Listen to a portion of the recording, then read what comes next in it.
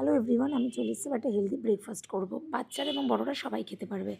মুগ ডাল, মুসুর ডালটা 4-5 ঘন্টা আগে ভিজিয়ে রেখেছিলাম আমি, এবং আমি সুজি, এটার মধ্যে সুজি আছে, দিয়ে আমি দুটো ছোটো ছোটো বিট কেটে নিয়েছি ডুমো ডুমো করে, 4 কোয়া রসুন, একটা কাঁচা লঙ্কা। যেহেতু আদ্রিক খাবে, ও ঝাল খায় বাট বেশি ঝাল খেতে পারে না, আপনারা ঝালটা বড়রা খেলে একটু বেশি দিয়ে দেবেন। তো এর মধ্যে 1 টিস্পুন জিরে দিয়ে দিলাম, একটু বেশি দিতে পারেন জিরেটা, যেহেতু আমার পরিমাণ কম। নুনটা স্বাদ মতন দেবেন, কম বেশি হলে ব্যাটারটা রেডি হয়ে যাওয়ার পরেও আপনারা দিতে পারেন। এটা রেডি হয়ে যাওয়ার পরে এর মধ্যে আমি কিন্তু একটু গোলমরিচের গুঁড়ো দিয়েছিলাম, যেটা আমি ভিডিও করা হয়নি, আপনারা দিয়ে দিতে পারেন। তো ব্যাটারটা আমি দেখলাম আমার জাস্ট একটু গাঢ় ছিল, আমি একটু জল দিয়ে পাতলা করে নিলাম। দিয়ে আমি এর মধ্যে একটু ঘি দিয়ে নিয়েছি।